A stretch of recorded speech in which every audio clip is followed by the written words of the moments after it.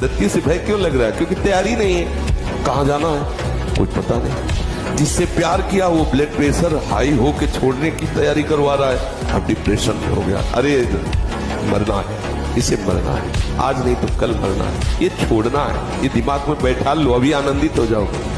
मरण धर्मा को आप अविनाशी मान के गले लगा रहे हो। अविनाशी से प्यार नहीं किया, यही परेशान। जो करना था वो किया नहीं, जो नहीं करना था वो कर लिया, इसलिए परेशान हो। नहीं, जो करना है वो कर डालो। अगर निर्भय ना हो जाओ तो बताना, संबंध प्रभु से स्वीकार कर लो, छाती चौड़ी करके डोलोगे। सच्ची कह रहे हैं। जीवन मरण यश अपयश हानि लाभ सब विधि हाथ, हमें क्या करना चाहिए? भजन भजन करके जीवन मरण के चक्र को रोक देना चाहिए, विधि के विधान को पलट देना चाहिए। हम मनुष्य हैं, हम भगवान को अधीन कर सकते हैं, तो विधि का विधान क्या चीज होता है?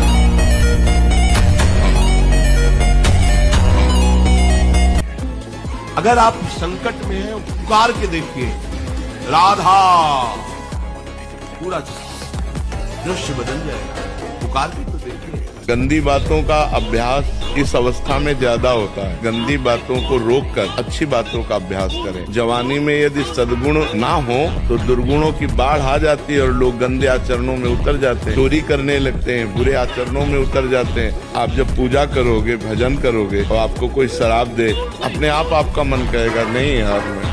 अगर आप पूजा भजन नहीं करते तो आपके अंदर उद्दंडता रहेगी, फिर पार्टी ज्वाइन होगा, शराब, मांस, बेविचार, ये गंदी बातें रहेंगी। बाल्यावस्था से अच्छे गुणों की तरफ करना चाहिए, बुराइयों का त्याग करना चाहिए। अंदर वाली बात आपकी मजबूत होनी चाहिए, तो अंदर नाम जप करो, अंदर सद्गुणों को बढ़ाओ, बुराइयों का त्याग करो। ये मनुष्य जीवन का लक्ष्य है। यहाँ स्वार्थ का सब प्रेम है, स्वार्थ हटा तो फिर कोई प्रेम नहीं करता। हम वैसे भी कहते हैं, हर परिस्थिति में जब तक जिसका जिससे काम निकलता है तब तक वो यार है, मित्र है, प्यार है, सब है। और जिस दिन काम लायक नहीं रहा तो न यार, न प्यार, न मित्र, न कोई संबंध नहीं। ये संसार बड़ा झूठा खेल वाला है। युद्ध है वो भी तो भगवत स्वरूप है, कोई साधारण है क्या?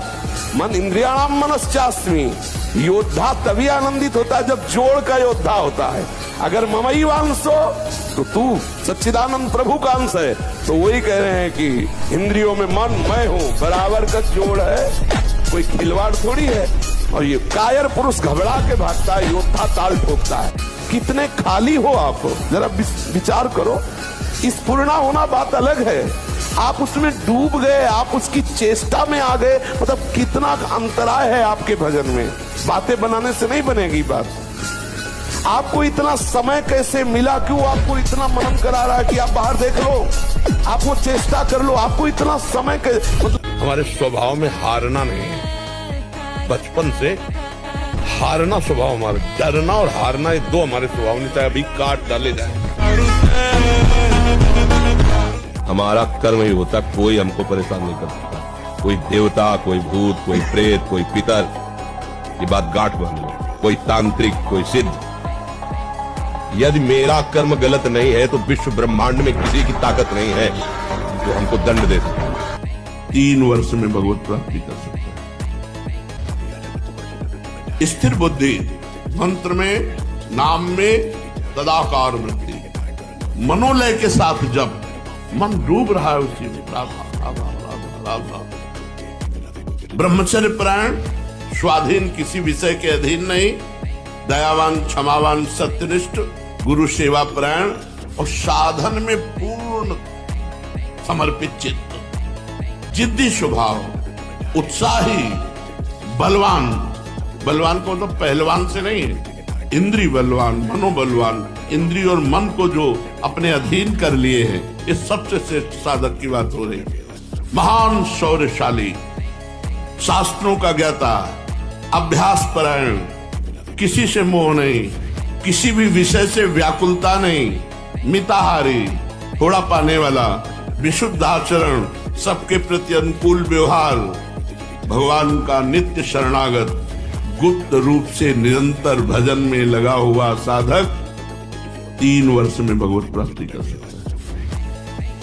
3 वर्ष में भगवत। गुरु जी ने तो 6 महीने में भगवत प्राप्ति।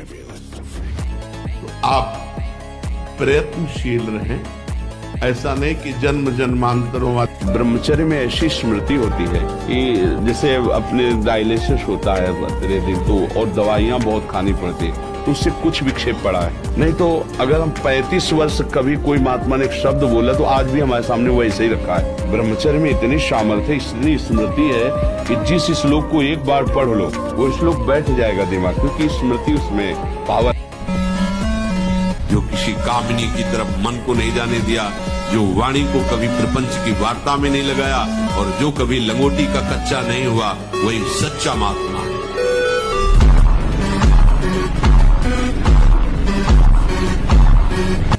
थोड़ा 10-20 वर्ष ब्रह्मचर्य रहो, फिर आप देखो कैसा आनंद आता है। कोई भी सर्दी, गर्मी, बरसात, मान, अपमान, दुख, सुख छू नहीं पाता। हर कष्ट को सहने की सामर्थ्य ब्रह्मचारी के अंदर होती है। तो आपको जो सत्संग में सूत्र मिले, शास्त्रों में सूत्र मिले, उनको पहले हजम करो, पचाओ, बमन मत कर दो। आज सत्संग में सुना ये बहुत अच्छी बात रही हो, बताया, हंसी गई बात। अगर उसे रोके रहते तो हृदय में हलचल पैदा कर देती वो बात, और आपके हृदय को उस वस्तु तक पहुंचाने की वो कार्य करती। गुप्त रहो, चुप रहो। जो सूत्र मिले शास्त्र में, सत्संग में, संतों से, किसी से कहो भी मत कि आज सत्संग में बड़े जोर की ये बात मिली नहीं, उसे पहले बैठा लो, उसे पचाओ, उसको आचरण में उतारो, उसका साक्षात्कार करो, फिर आप बोलो, कोई परेशानी नहीं। भजन और बढ़ाओ, निरंतर नाम जपने का अभ्यास करो। भोजन के समय सारी चिंताओं को छोड़ो, आनंद में होकर प्रसाद भगवत भाव से पाओ। वो भोजन ऐसी बुद्धि पैदा करेगा, आप आनंद जब मनाया मुझ उठाया, जब मनाया, कैसी पशुता है, चिड़िया की तरह चुनते रहते हैं। अरे एक बार, 2 बार, 3 बार एक अपने भोजन का समय निश्चित करो, थोड़ा शांति से बैठकर भगवत भाव में आकर तब भोजन पाओ। वैसे ही आपका भाव बनेगा जैसा भोजन आपका है। पाते समय जिन भावों से आप युक्त हैं, लोग चिंतित रहते, परेशान रहते, क्यों? क्योंकि भोजन पाते समय परेशान थे। तो अब वो भोजन का जो रस है ना, वो केवल परेशानी पैदा करेगा। मान लो हमारी बात। भजन के अंतराय का बहुत समय है आपके बीच में, आप अव्याव्रत भजनात् में नहीं हो, फिर रौंद डालो मन की वासना को। राधा राधा राधा राधा राधा सुनो ही मत, वो जो कह रहा है राधा राधा, अपनी बात सुनाओ। देखो अगर अधीन ना हो जाए तो कहना, लेकिन राधा राधा बस हम सुनने में लग गए, देखने में लग गए, चेष्टा में लगे, बोले अरे नाम का कोई प्रभाव नहीं आ रहा। उपासक को सांसारिक विनोद भरी बातें सुनकर हंसने का शौक नहीं होता। चलो अब ये प्रोग्राम देखते हैं जिससे हंसी आ जाए, जिससे हंसना स्वास्थ्य के लिए लाभदायक है। उपासक की वृत्ति नहीं, ये तो जगत में ऐसा होगा, लेकिन भगत में ऐसा नहीं होता। उदासीन अति रही गुसाई, अंदर एक उदासीपन छा जाता है। जब तक प्रीतम मिले नहीं तब तक वो उदासी हृदय में और बाहर भी अनुभव में आनी चाहिए। बहुत बड़ी से बड़ी सुख सामग्री प्राप्त होने पर कोई हर्ष नहीं, बड़ी से बड़ी सुख सामग्री नष्ट होने पर कोई शोक नहीं। इसे उदासीनता। नियम लो आज से, चाहे कुछ हो जाए अपने हाथ को कंट्रोल में रखना, चाहे कुछ भी हो जाए, चाहे जितना मन परेशान करे, जीत जाओगे अगर नियम ले लोगे। वेदना में सारे कष्ट होते हैं, उनको भारी कष्ट हुआ, खड़े हो गए। पुण्यात्मा दयावान तो थे ही, कहा ये सब क्या है, ये क्रंदन कैसे हो रहा है? धर्मराज के दूतों ने कहा सब पापात्मा जीव है जो मृत्यु लोक में जाकर पाप किए, उनका ये दंड भोग रहे हैं। खड़े हो गए, उनकी सांस इतना भारी कष्ट दिया जा रहा है। जे भी वो वहां खड़े हुए तो सब रोना बंद हो गया। राजा ने दृष्टि डाली, सब शांत, न कोई मारा जा रहा है, न कोई काटा जा रहा है, सब रुक, यमदूत भी रुक गए, सब ऐसे। पूछा ये अब मन जिस विचार में फंसा देता है, बिना मतलब फंसाए, कोई भय नहीं, वो भय दे रहा है। कोई शोक का कारण नहीं, वो शोक दे रहा है, चिंता दे रहा है। किसी भी कार्य को करो, इतना संशय पैदा कर रहा है, पता नहीं काम सफल होगा कि नहीं सफल होगा, कहीं ऐसा तो नहीं हो जाएगा, कहीं ऐसा तो, वो अशांत रखता है। और जब ब्रह्मचर्य, ऐसा कैसे हो सकता है? यदि एक बार ऐसा हुआ तो 1000 बार मैं प्रयास करूंगा और इस पर विजय। वो मतलब जिद्दी स्वभाव, एक निष्ठा उसी से आती है, उसी से नहीं। अगर आपने किसी भी देवी देवता का निमित्त बनाकर पशु की हत्या की है तो उस हत्या का अपराध आपको भोगना पड़ेगा। कोई देवी देवता हत्या से प्रसन्न नहीं होते। देवी देवता प्रसन्न होते हैं कि हम फलों की बलि देंगे, हम उपवास करें, उनके लिए तप सहे, उनके लिए कष्ट सहे। अन्न का गला उतारने में, पशु पक्षियों को, अबोध जीवों को मारने में कौन सी देवी प्रसन्न हो जाएंगी? वो जगत जननी है, जगदम्बा है, अन्नपूर्णा है, विश्व का भरण पोषण करने वाली। वो ये मूर्ख लोग हैं जो ऐसा समझते हैं कि देवी खून पीती। देवी खून पीती उनका जो जगत में हाहाकार मचा करके सीधे सरल लोगों की हत्या करते हैं, उनका खून पीती है। जैसे महिषासुर शुंभ निशुंभ काट करके इनको चला दिया। वो माँ विकराल अपने ही पुत्र को इसलिए मार रही कि तू लाखों के नाश करता है, इसलिए तेरा नाश करूंगी। तो यद्यपि माँ जगत जननी ये छोटे छोटे बकरे पशुओं की हत्या से माँ प्रसन्न होने वाली नहीं। ये दुष्ट लोग हैं, ये मूर्ख लोग हैं जो इस बात को नहीं समझते हैं। अपनी दुष्टता को काबू में करो। किसी जीव की हत्या से कभी परमात्मा प्रसन्न नहीं होता। वो माँ रूप में परमात्मा हो, वो शिव रूप में परमात्मा हो, राम रूप में परमात्मा हो, वो किसी भी रूप में, वो एक ही परम तत्व परमात्मा है, दूसरा कोई नहीं है। इसलिए अगर कोई कहता है कि बिना इसके उपासना सिद्ध नहीं होती, तो रामकृष्ण परमहंस जी ने कब बलि दी? आप विचार करके दी। और साक्षात काली माँ उनसे बात करती थी। इनके जैसा कौन होगा? मतलब नहीं।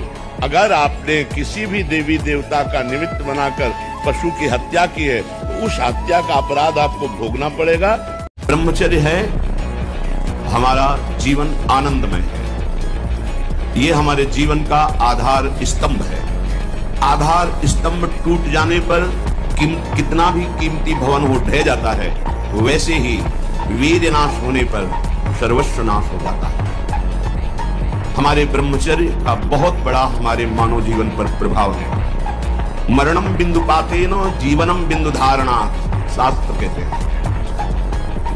भगवान शंकर कहते हैं कि जो वीर को नष्ट कर रहा है वो मरा हुआ पुरुष, और जो वीर को संचित कर रहा है वही परम जीवन वाला कहा जाता है, महान जीवन वाला कहा जाता है। 75 साल का हूं, ऐसे से ऐसा ऐसा ऐसा।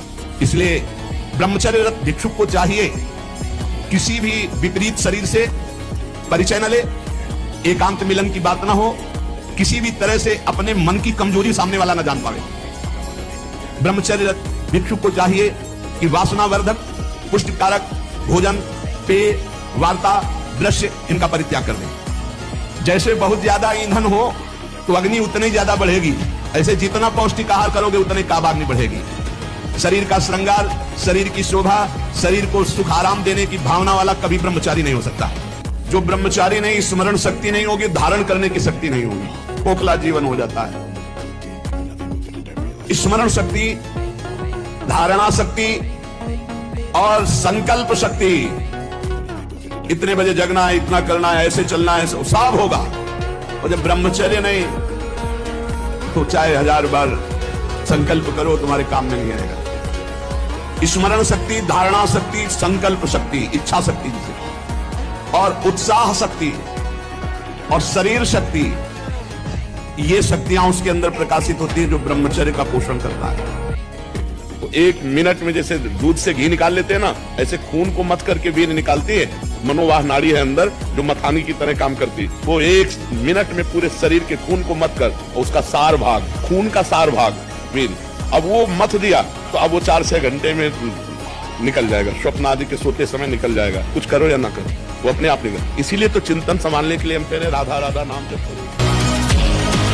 को ऐसी स्थिति पैदा करेगा कि आप फिर उसी क्रिया पे आ जाए, पर एक बार हिम्मत करके आपको चलना होगा, तभी आप बलवान हो सकते हैं। बिल्कुल ठीक समझना, नहीं आपके आंतरिक बल को नष्ट कर दिया इस क्रिया ने, इस व्यसन ने आपको नष्ट, अब आपको बलवान हो। आप पुनः वैसे हो सकते हो कसम खा के, नहीं महीना पूरा होने में जो प्रमत्त स्थिति आएगी वो सारी कसम सब खोटी में डुबा देगा, क्योंकि वो एक ऐसी उन्मत्तता होती है, प्रमाद स्थिति होती है। सत्संग और शास्त्र स्वाध्याय और नाम जप, भले गृहस्थी में हो 30 मिनट अगर हम शास्त्र स्वाध्याय कर लें तो अमृत है साधकों के लिए, चाहे गृहस्थ हो चाहे विरक्त हो, जरूर स्वाध्याय करना चाहिए। किसी भी संत महापुरुष पर जिस पर श्रद्धा उसके प्रवचन सुने, और जो भी भगवान का नाम प्रिय हो वो नाम सुमिरन करे। इससे आपका चिंतन बदलेगा, और व्यायाम प्राणायाम से शरीर की नस नाड़ियां मजबूत होगी, शुद्ध आहार से आपको एक सपोर्ट मिलेगा। तो आप तीनों पर दृष्टि डालें, आहार ठीक हो, भजन साधन से चिंतन आप अपना ठीक कीजिए, और संकल्प दृढ़ निश्चय के द्वारा उन अशुभ क्रियाओं को दूर कीजिए। कह देते ब्रह्मचर्य की क्या जरूरत कि आप सच्ची में आप 2 महीने ब्रह्मचर्य, अगर गृहस्थ हैं 2 महीने ब्रह्मचर्य रहिए, 2 महीने केवल, और फिर आप देखिए आपको कैसा लगता है। और उस ब्रह्मचर्य से युक्त होकर फिर संतान उत्पन्न क्रिया की, आप देखिए वो संतान कैसी तेजस्वी होगी।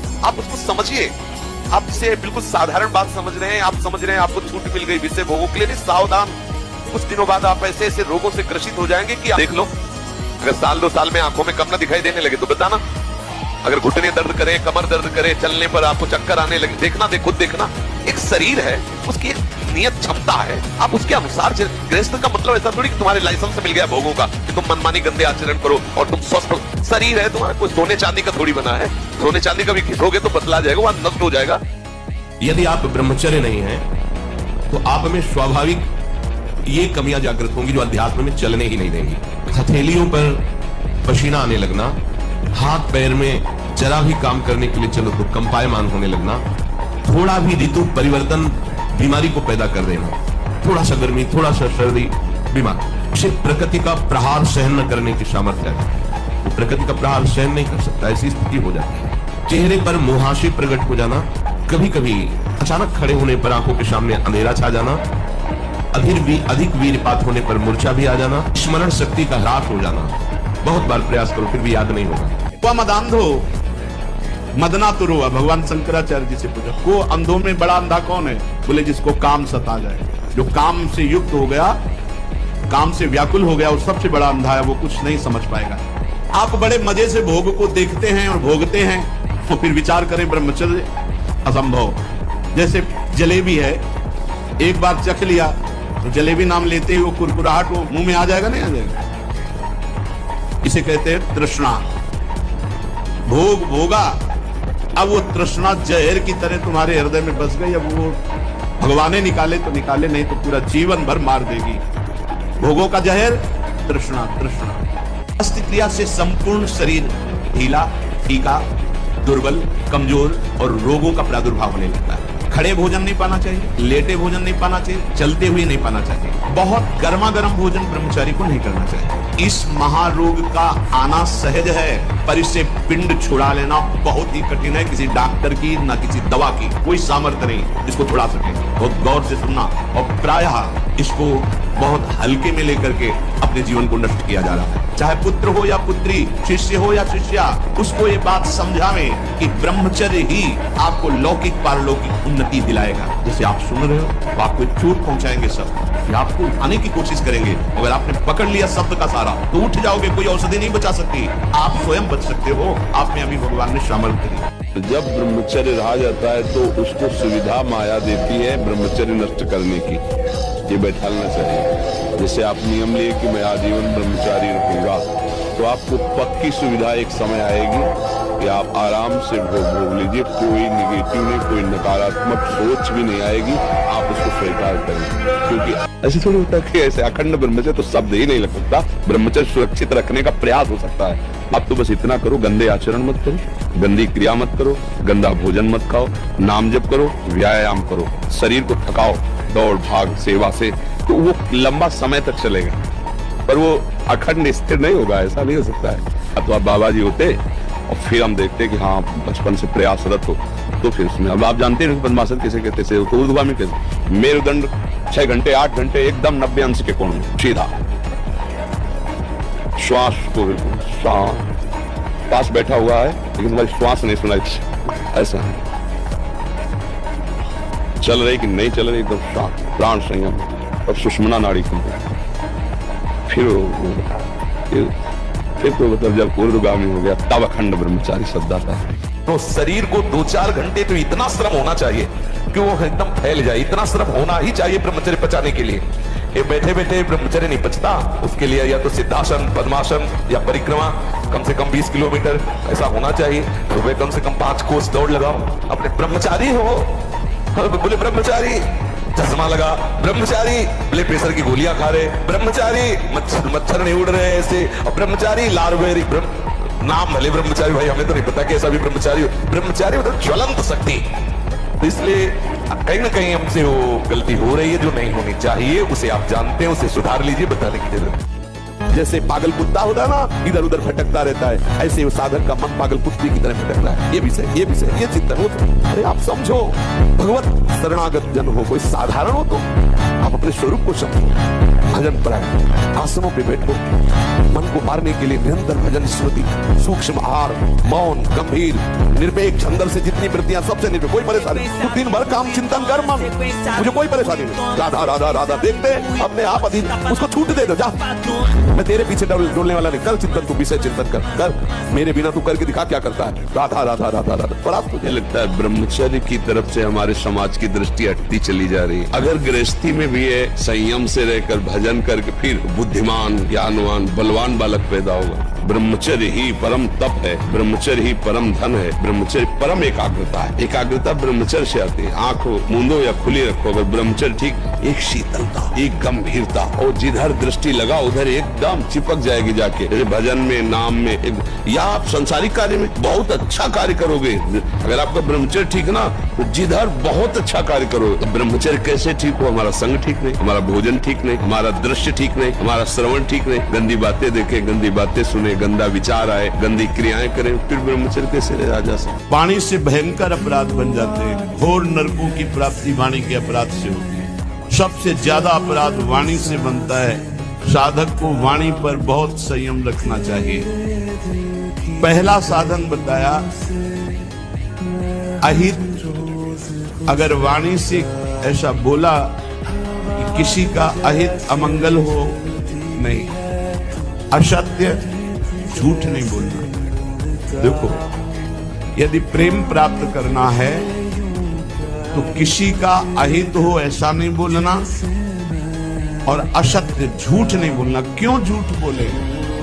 हम भगवत मार्ग के पति क्यों झूठ बोले? क्या लाभ मिल जाता है झूठ बोलने से? पर एक स्वभाव बन गया, झूठे ही लेना, झूठे ही देना, झूठे ही भोजन, झूठ चबेना। आओ, कहां से आ रहे हो? प्रसाद नहीं पाया है तो नहीं पाया है, स्पष्ट बोल दो, नहीं पाने की इच्छा अभी नहीं पाया है, क्यों झूठ बोले?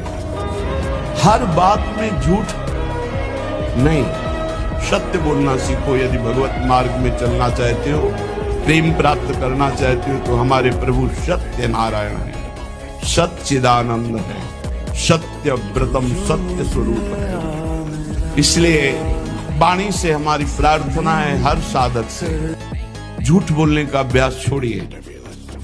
जो भी होना होगा, हमसे गलती हुई, हमको दंड दे दो। कितना दंड दोगे? मृत्यु से बढ़। और साधु को मन को ऐसे मारना चाहिए जैसे बंदर सांप को मारता है। बंदर जैसे सांप को ऐसे पकड़ता है, वो खूब हंसते, ऐसे वो एकदम ऐसा लगता हंसी की धारा आ रही, आनंद की धारा, लाल चेहरा हो जाता है। बोले वो उसको लेके से पेड़ में ऐसे ऐसे घसता है उसके मुंह को, फिर कान में लगाता है। अगर थोड़ा भी सू हुआ फिर घसता है, मरने पर भी उस घसता है। बोले ऐसे ही उपासक को अपने मन को मारना चाहिए। जरा भी हलचल मन में समझ में आए, फिर नाम, भगवत चिंतन, वाणी, ब्रह्म चिंतन इतना रगड़ दो कि मन मर जाए।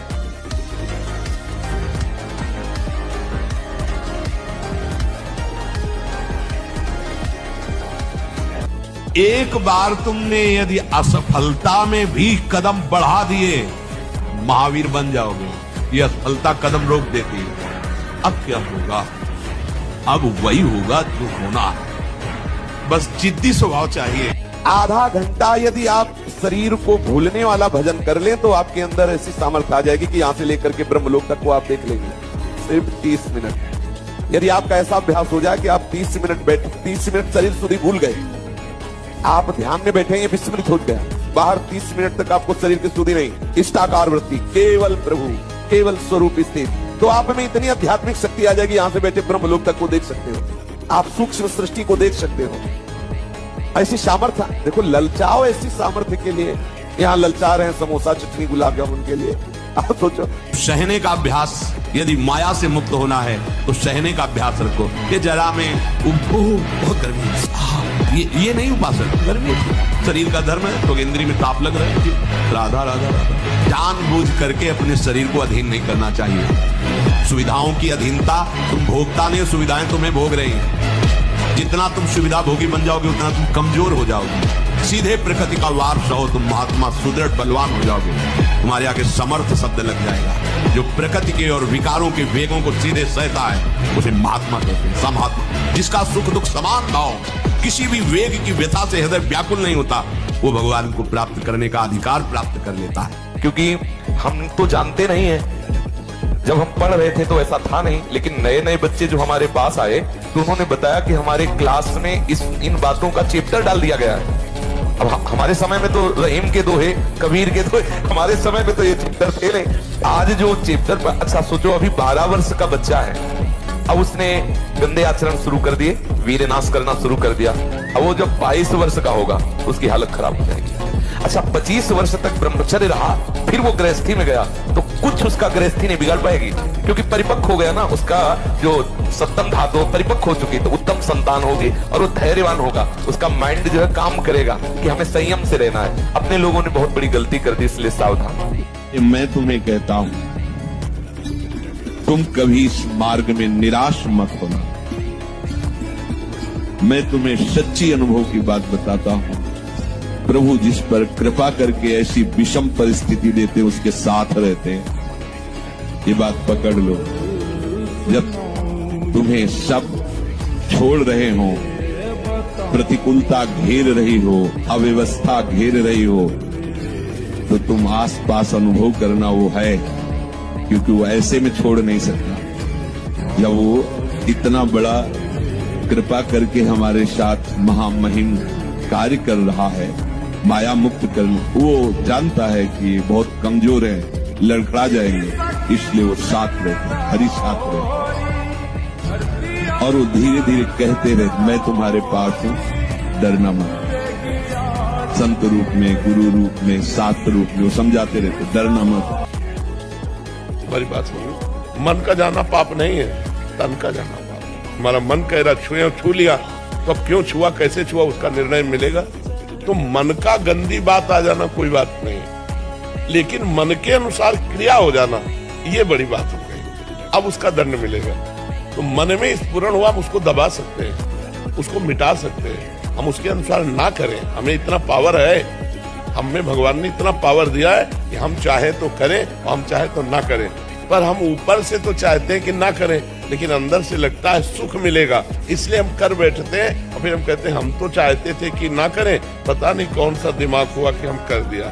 सुख बुद्धि, इसको ये कर लें वो कर लें, तो उसमें देखिएगा सुख बुद्धि है कि अगर ऐसा कर लेंगे तो हम सुखी हो जाएंगे, इसीलिए हम ना चाहते हुए का बात करके और फिर हम कर बैठते हैं। तो हमारे मन के अनुसार जो वासनाएं स्फुरित होती हैं उनसे हमारी कोई हानि नहीं होनी है उनके अनुसार क्रिया कर देने पर। तो क्रिया को तो रोकना होगा, और जो क्रिया भी करते रहते हैं तो माला भी घुमाते रहते हैं, तो बहुत जन्म वाला कार्य है। जब किसी जन्म में होश आएगा और वैराग्यवान होंगे तब भगवत प्राप्ति होगी, ऐसे नहीं होती कि ऐसे होता है। कैसे साधक हो?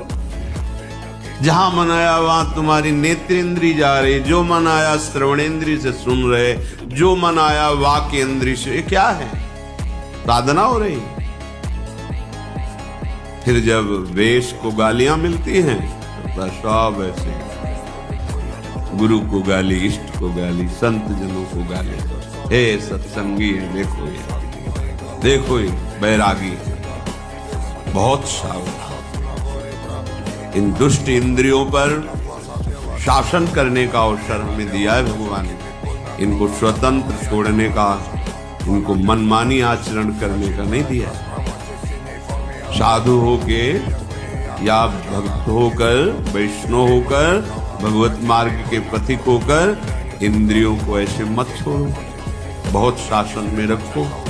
प्राज्ञः, तभी तुम्हारी बुद्धि वास्तविक सतमार्ग को।